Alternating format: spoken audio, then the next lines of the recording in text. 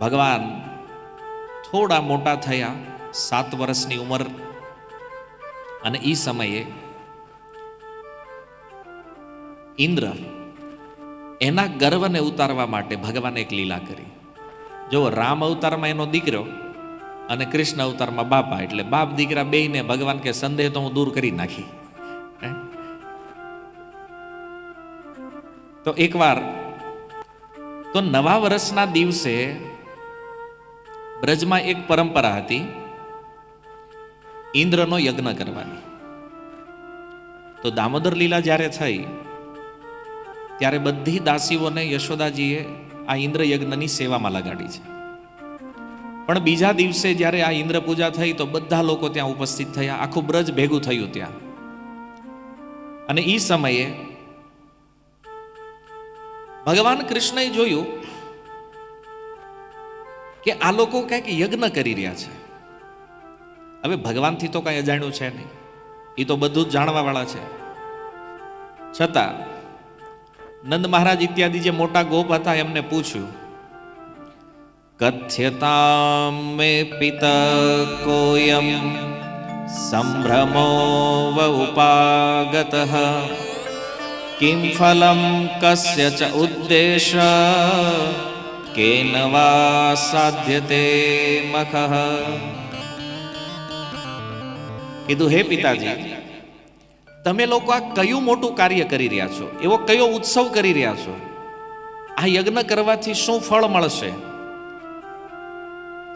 તો આવા બધા પ્રશ્નો જ્યારે કર્યા ત્યારે નંદ મહારાજ કહે છે, પર્જન્યો ભગવાન ઇન્દ્રો મેઘાસ્તસ્ય આત્મમૂર્તયઃ તે અભિવર્ષન્તિ ભૂતાનામ પ્રેણનમ જીવનમ પયઃ. કે છે, બેટા, વર્ષાના અધિષ્ઠાતા દેવ ઇન્દ્ર છે, અને આપણે જો ઇન્દ્રની યજ્ઞ કરીએ, ઇન્દ્રની પૂજા કરીએ, તો એ આપણી ઉપર પ્રસન્ન થાય, અને આપણી ઉપર પ્રસન્ન થાય તો વર્ષા કરે, વર્ષા કરે તો ઘાસચારો સારો થાય, ઘાસચારો સારો થાય તો આપણી ગાયો ચરે, ગાયો ચરે તો આપણને દૂધ મળે, અને એનાથી આપણું જીવન ચાલે. વર્ષા વગર ખેતી પણ નથી થતી, ખેતી માટે પણ જળની જરૂર છે, તો આ બધું ઇન્દ્રની કૃપાથી થાય છે. તો ભગવાન કૃષ્ણએ પ્રશ્ન કર્યો, એ તો પિતાજી બતાવો કે જે લોકો ઇન્દ્રની પૂજા નથી કરતા, વરસાદ તો એને ન્યાય થાય. જો ભગવાન એટલો તર્ક પ્રસ્તુત કરી રહ્યા છે નંદ મહારાજ સામે કે વરસાદ તો જ્યાં પૂજા નથી કરતા એને ન્યાય થાય છે, તમે કરો છો તો તમારે ન્યાય થાય છે, તો ભાઈ આપણે આની પૂજા શું કામ કરવી? કારણ કે એ તો એનો ડિપાર્ટમેન્ટ છે, વર્ષા દેવી, અને એને વર્ષા કરવી જ પડે. પણ જે પિતાજી, આ જગત જે છે ને પોતાના કર્મ પ્રમાણે, હવે જો ભગવાન કર્મ મીમાંસા ચલાવી રહ્યા છે નંદ મહારાજ સામે, કર્મણા જાયતે જંતુ, કે હે પિતાજી, પ્રાણી પોતાના કર્મ પ્રમાણે ઉત્પન્ન થાય અને પોતાના કર્મ પ્રમાણે એનું મૃત્યુ થાય છે. કર્મ અનુસાર જ સુખ દુઃખ ભય કલ્યાણ આ બધું પ્રાપ્ત થાય છે. અને જો ઈશ્વર છે તો કર્મ ફળ આપવા વાળા એ ઈશ્વર પણ જેણે કર્મ કર્યું છે એને ફળ આપવા સમર્થ છે. જો ભગવાન કેટલી સુંદર વાત કરે છે કે જો કોઈ ઈશ્વર છે તો જે કર્મ કરે છે એનું ફળ આપવાનું સામર્થ્ય તો ઈશ્વરમાં હશે, એ ભગવાનમાં હશે. તો બધા પ્રાણી જ્યારે પોતપોતાનું કર્મ ફળ જ ભોગવી રહ્યા છે તો આપણે ઇન્દ્રની શું જરૂર છે? એટલી અદ્ભુત વાત કરે છે ભગવાન કે તો આની જરૂર શું છે આપણે એને? અને આ ઇન્દ્ર જે છે એ કાંઈ મનુષ્યના જે કરેલા કર્મો છે આને કાંઈ ઇન્દ્ર ન બદલી શકે. જો બહુ સુંદર વાત ભગવાન કરે છે. આપણે આ સંસારમાં જોઈએ ને, કોઈકને કાંઈક તકલીફ આવે ને એટલે સીધા કોઈને કોઈ દેવી દેવતાઓ પાસે જાય, પછી માનતાઓ કરે, આટલા પેંડા ચડાવશો ને આટલો લોટ કરશો ને આટલું આમ કરશો ને બધું અમારું આ કામ થઈ જવું જોઈએ કે. અને અમુક અમુક તો નાળિયેરમાં બતાવે, એક નાળિયેર આપશો અમારા 10 લાખ હલવાણા છે ને નીકળી જાય. બોલો, 20 રૂપિયા નાળિયેરમાં 10 લાખનું કામ કઢાઈ લેવું છે. તો જે કર્મમાંથી આવવાનું. પણ ક્યારેક ક્યારેક એવું લાગે છે કે નહીં નહીં, દેવતાઓ સાંભળે છે. અને એ વાત સત્ય છે. ગીતામાં ભગવાને કીધું કે મનુષ્ય જે કામનાઓ લઈ અને કોઈ દેવતાઓ પાસે જાય તો એ દેવતાઓ એની કામના પૂરી કરે છે. અને આ ડિપાર્ટમેન્ટ પણ ભગવાને જ એને આપ્યો છે કે ભાઈ કોઈ જીવાત્મા ઈચ્છા લઈને આવે તમારે એની પૂરી કરી દેવાની. પણ એ બધા ભૌતિક લાભ આપી શકે. અને જેને ભૌતિક કામનાઓ છે એ દેવતાઓનો આશ્રય લે છે. જેની અંદર રજોગુણ પ્રધાન છે, જેમાં લાલચ વધારે છે સુખ ભોગની, આ લોકો દેવતાઓનો આશ્રય લે છે. પણ ભગવાન કહે છે હવે કર્મ તો આપણે જ કર્યા છે, તો એને દેવતાઓ તો બદલી નથી શકતા. તો પછી એક પ્રશ્ન થાય કે તો એ સુખ આપે છે કેવી રીતે? તો આપણા જ કર્મમાં જે સુખ આપણને વાહે મળવાનું હતું એને પહેલા આપી દીધું, પહેલું વાહે. કર્મનો ક્રમ બદલી કે દેવતા, પણ કર્મના ફળને બદલવાની ક્ષમતા દેવતાઓમાં નથી. તો ભગવાન કૃષ્ણ કહે છે તો ભાઈ આપણે આ શું કામ કરવું?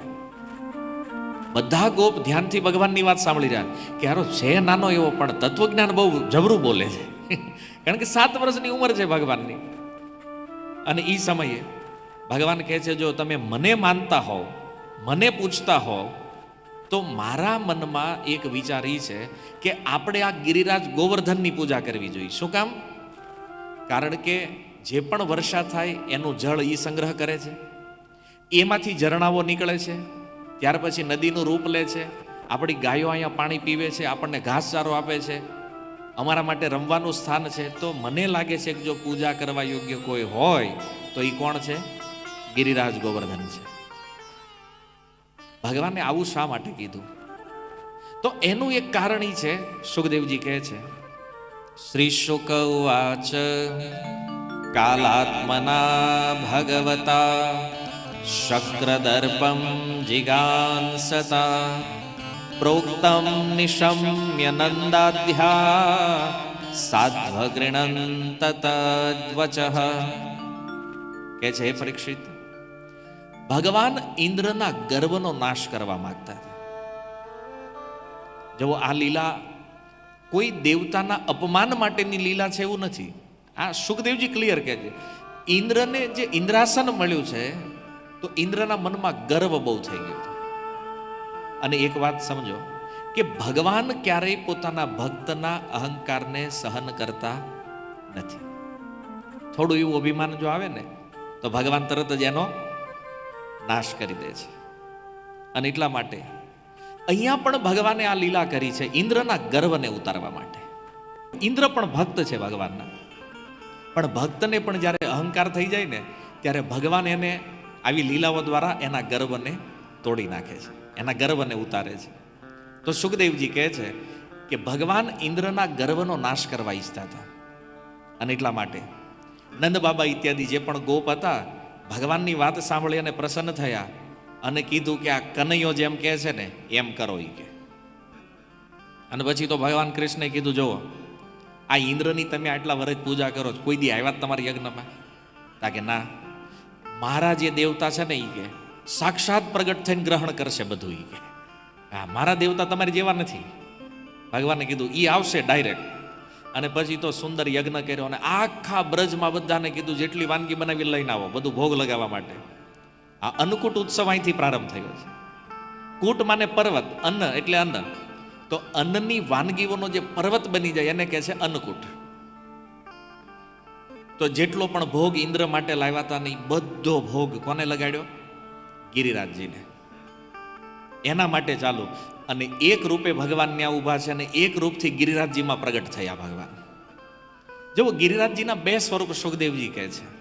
એ ભક્ત પણ છે અને ભગવાન પણ છે. એનું એક નામ છે હરિદાસ વર્ય. ભક્ત અને ભગવાન બેય છે ગિરિરાજ, કારણ કે સ્વયં કૃષ્ણ જ પ્રગટ થયા છે એમાં. અને ગિરિરાજજી ભગવાનના ભક્ત પણ છે. તો પછી પ્રગટ થયા દેવતા ભગવાન અંદર. તો બધી ગોપીઓ, ખાસ કરીને શ્રીમતી રાધારાણી, એણે એમની સખી જે છે લલિતાજી એને કીધું, લલિતા જોતો આ આપણા કનૈયાનો આ જે ભગવાન છે આના દેવતા જે છે મને એવું લાગે છે કે આ કનૈયો જ છે. તો લલિતાજી કે હારું થોડું થોડું મને એવું લાગે છે. ભગવાનને થયું કે આવડા અહીંયા પોલ ખોલી નાખશે આપણી. એ કે ઈ ભગવાન છે, જલ્દી આપો એને પ્રસાદ આપો. અને ભગવાનની બે ભુજાઓ પ્રગટ થઈ પર્વતમાંથી, અને જેટલો ભોગ હતો બધો ખાઈ ગયા. બ્રજવાસીઓ કહેવા માંડ્યા, અરે કનૈયા, આ તારો દેવતા કેવો ભૂખડ છે. હે, અમારા દેવતા તો કંઈક આપીને તો એ પાછું અમને રિટર્ન આપતા હતા, અને આ તારો તો આ ભૂખ્યો દેવતા એ કે આ બધું ખાઈ ગયો. અને તોય પાછા ભગવાન ગિરિરાજજીના રૂપમાં કહે છે, આની ઓર હજી લાવો, હજી લાવો. આખા બ્રજમાં જેટલું હતું બધું ગિરિરાજજી ખાઈ ગયા. અને બધાએ કીધું, કનૈયા, આ દેવતા હારા નહીં. હે, આ તો બધું ખાઈ જાય છે, આપણી હાટું તો કાંઈ રાખ્યું નહીં. ભગવાન કે એ બધી વ્યવસ્થા પછી કરશો, હવે એક કામ કરો, જો બધા પ્રણામ કરો ગિરિરાજજીને. ભગવાને પ્રણામ કરાવ્યા. બોલો ગિરિરાજ ભગવાન કી. અને આ રીતે સાક્ષાત ગિરિરાજના રૂપમાં ભગવાને પ્રગટ થઈ, અને આખા બ્રજનો જે ભોગ હતો એ આરોગ્યો.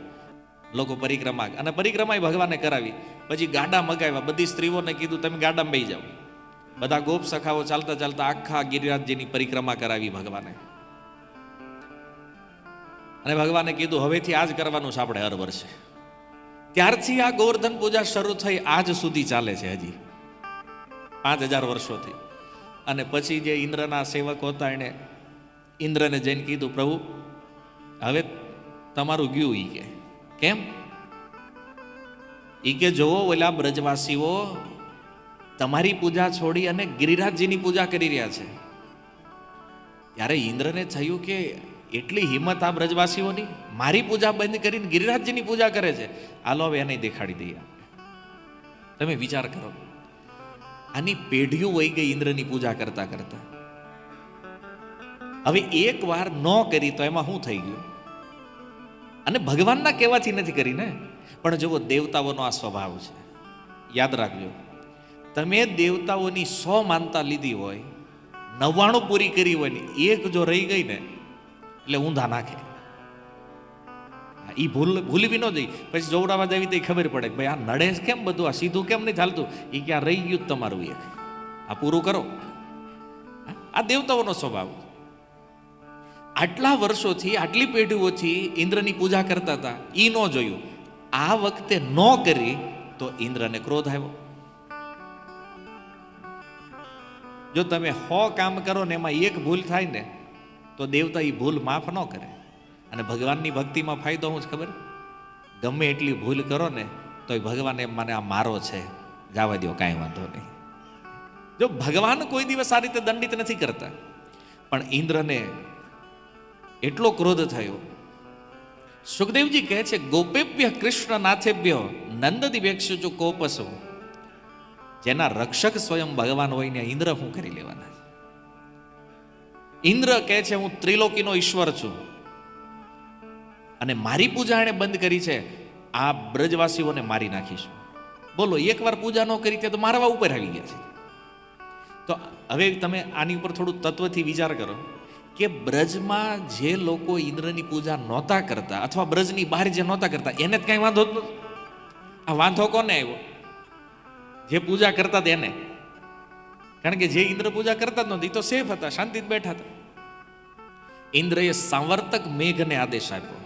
સાવર્તક મેઘ, પ્રલય સમયે જે મેઘ વરસે, એને કીધું જાવ અને આખા બ્રજને બહાવી દો. અને પછી તો ભાઈ મેઘ આવ્યા આકાશમાં. બ્રજવાસીઓ કીધું, કનૈયા જો, આ તારા કહેવાથી ગિરિરાજજીની પૂજા કરી અને હવે આ ઇન્દ્ર ક્રોધિત થયા હોય એવું લાગે છે. ભગવાને કીધું એને જે કરવું એ કરવા દો, તમારી રક્ષા કરવા માટે હું છું.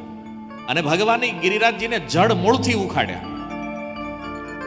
આજે પણ તમે બ્રજમાં જાઓ ને, 21 કિલોમીટર છે લાંબા ગિરિરાજજી. એ જમાનામાં તો કેટલા મોટા હશે, કારણ કે રોજ તલભાર ગિરિરાજજી જમીનમાં બેહતા જાય છે. અને કળિયુગ જ્યારે પૂરો થાય ને ત્યારે ગિરિરાજજી સાવ જમીનમાં વયા જાય. રોજ તલભાર ડાઉન થતા જાય છે એક ઋષિના શાપથી. તો ભગવાને ગિરિરાજજીને ઉઠાવ્યા. અમુક આચાર્યો કહે છે ભગવાનને ઉઠાવવાની જરૂર ન પડી. જેવા ભગવાન ગિરિરાજજી પાસે ગયા, ગિરિરાજજી સ્વતઃ ઉપર ઉઠી ગયા અને મૂળથી ઉખાડ્યા. નીચે થઈ ગયો ખાડો, વચ્ચે એક ટેકરી હતી, ટેકરી ઉપર ભગવાન ઉભા રહ્યા અને ડાબા હાથના છેલ્લી ટચલી આંગળીના નખ ઉપર ગિરિરાજજીને ધારણ કરી લીધા.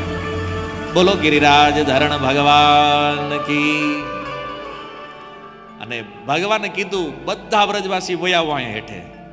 જેમ મુસળધાર વરસાદમાં કોઈ છત્રી ખોલે એમ ગિરિરાજજીનું છત્ર બનાવી દીધું ભગવાને. અને બધા વ્રજવાસીઓ પર્વત હેઠે. બધાને થયું કે કનૈયો પણ છે એવો ભારે બળવાન, પણ કોઈની વાતમાં આવી બ્રજવાસી છે ના. એણે કીધું આનું બળ કાંઈ નથી, બળ અમારું છે. કે બધા પેલા જેના મિત્રો હતા ને, આ એકલો થોડી બળવાન છે કે આને દૂધ દહીં માખણ અમે ખવડાવ્યું છે, એનું બળ છે. અને બીજી જે સખીઓ જે હતી રાધારાણીની સખીઓ, એણે કીધું કે તમે હોશિયારી મારવાનું રહેવા દો વધારે, આ તમારું બળ નથી, આ અમારી શ્રીજી અમારી રાધારાણી અહીં ઊભી છે અને રાધારાણી તમારા કનૈયાને જોવે છે ને, આ તમારા કનૈયાએ એટલે ગિરિરાજજી ઉઠાવ્યો છે આજ. આ બળ કનૈયાનું નથી, આ અમારી સ્વામિનીજીનું બળ છે. અને આ રીતે આનંદ પ્રમોદ થઈ રહ્યો છે. એમાં ઇન્દ્ર મુશળધાર વર્ષા કરે, પણ જો ભગવાને સુદર્શન ચક્રને આદેશ આપ્યો, એ જેટલું જળ ગિરિરાજજી ઉપર વરસતું હતું ને, એ ગિરિરાજજીના એક છેડે નીકળતું હતું ભેગું. અને ત્યાં ભગવાને સુદર્શન ચક્રને મૂકી દીધું હેઠે. એક ટીપું બ્રજમાં પડવાનો દીધું ભગવાને વર્ષાનું. જેટલું જળ વરસાવે સુદર્શન ચક્ર બધું શોષી લે. અને આ રીતે 7 દિવસ અને 7 રાત વ્યતીત કરી ભગવાને. ભગવાને એક આંગળી ઉપર ગિરિરાજજીને ધારણ અને એક આંગળીથી મધુર મધુર બંસી બજાવી અને આ બ્રજવાસીઓને સુખ આનંદ આપી રહ્યા. પણ અમુક જે મોટા ગોપ હતા એને થયું કે બિચારો થાકી જાય, નાનો એવો છે, તે બધા લાકડીનો ટેકો રાખ્યો કે ભાઈ થોડોક આપણે સપોર્ટ કરવી કે. બધા કનૈયા મૂંઝાતો નહીં તું કે અમે તારી હારે છવી કે સપોર્ટ આપ્યો, ટેકો રાખ્યો. ભગવાનને થયું કે આની જગ્યાએ એના સપોર્ટે ગિરિરાજજી ઉઠાવ્યા છે. એને ભગવાને સહેજ આમ આંગળી નીચે કરીને છોડી, ત્યાં તો ઓલી લાકડી ટરટ ટરટ અવાજ કરીને મંડી તૂટવા. એ કહેલા કનૈયા લેજે લેજે કે તું પાછો ભાઈ નગરી કે આ માથે પડશે તો આપણે ચૂરણ થઈ જાવ આમાં હેઠે. તો આવી રીતે સુંદર આનંદ પ્રમોદ સાથે ભગવાને આ ગિરિરાજજીને ધારણ કરી અને 7 દિવસ ઓલા જે મેઘ આવ્યા હતા અને 7 મેઘ એનું પાણી ખૂટી ગયું. પણ ભગવાને પોતાના ભક્તનો વાળ વાંકો ન થવા દીધો. અને મેઘ આવ્યા ઇન્દ્ર પાસે, એણે કીધું પ્રભુ અમે તો અહીંયા થાકીને હારીને અમારું બધું પતી ગયું છે, હવે તમારે જે કરવું એ કરો. અને ઇન્દ્રને ખબર પડી કે આ તો સ્વયં ભગવાન છે. ગિરિરાજ ધારણ કરેલા એ ભગવાનને જોયા. અને જ્યારે આ લીલા પૂરી થઈ, ગિરિરાજજીને મૂકી દીધા નીચે, પછી મીટિંગ થઈ. જે લીલા આપણે ચર્ચા કરી કે બ્રજવાસીઓએ કીધું કે અમને તો લાગે છે આ ભગવાન છે, પણ નંદ મહારાજે કીધું કે નહીં નહીં આ ભગવાન નથી. ગર્ગાચાર્યજીએ કીધું હતું કે આ નારાયણની સમાન શક્તિશાળી હશે, નારાયણ નથી. યશોદાજીએ કીધું કે મારો દીકરો છે, કેટલી તાકાત હોય મને ખબર હોય. અને આ રીતે બધા બ્રજવાસીઓને યોગમાએ વિસ્મૃત કર્યા. અને ત્યારબાદ ઇન્દ્રએ જોયું કે હું માફી માગવા જાવું છે, પણ ક્યાં જવું?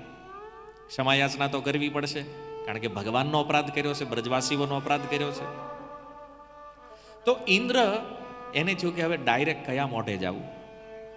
તો એણે સુરભી ગાયને સાથે લીધી, કારણ કે ભગવાનનું એક નામ ગોપાલ છે. તો ગાયને જો જોશે તો ભગવાનને આનંદ આવશે. સુરભી ગાય, ઐરાવત હાથી અને ઇન્દ્ર સ્વયં આ ત્રણેય. એકવાર જોયું કે કોઈ નથી ગોચારણ લીલામાં, ભગવાન એકલા બેઠા હતા. એ સમયે ઇન્દ્ર ત્યાં આવ્યા. આવી અને પ્રણામ કર્યા ભગવાનને, ક્ષમાયાચના કરી, સ્તુતિ કરી. અને સુરભી ગાય અને ઐરાવત હાથીથી એણે ભગવાનનો અભિષેક કર્યો. અને અભિષેકના જળથી ત્યાં એક કુંડનું નિર્માણ થયું, જેનું નામ ગોવિંદ કુંડ છે. આજે પણ તમે બ્રજમાં ગિરિરાજ પરિક્રમા કરવા જાઓ તો એમાં ગોવિંદ કુંડનું દર્શન થાય તમને, કે જે સ્થાન ઉપર ઇન્દ્રએ ભગવાનનો અભિષેક કર્યો. અને એ કુંડ ભગવાને ઇન્દ્રને ક્ષમા કરી દીધા. તો એક પ્રશ્ન મનમાં થાય કે આટલો મોટો અપરાધ જેણે કર્યો એને ક્ષમા કેમ કરી ભગવાને? તો એ ક્ષમા કરવાનું કારણ એ છે કે ભલે ઇન્દ્રએ મારવાનો પ્રયાસ કર્યો, પણ 7 દિવસ 7 રાત્રિ એ પોતાના પ્રાણપ્રિય બ્રજવાસીઓ હારે મળાવ્યા ભગવાનને. અને એટલા માટે ભગવાન કહે છે ઇન્દ્ર તારા બધા દોષ માફ છે. બ્રહ્માજીને એટલું જલ્દી ક્ષમા ભગવાને ન કરી. કેમ? કારણ કે એણે પોતાના પ્રાણપ્રિય બ્રજવાસીઓને દૂર કર્યા ભગવાનથી. અને ઇન્દ્રએ તો મારવાનો પ્રયાસ કર્યો, છતાં પણ ભગવાન ઇન્દ્રને તો આવો ભગવાન કૃષ્ણનો પોતાના બ્રજવાસીઓમાં પ્રેમ છે.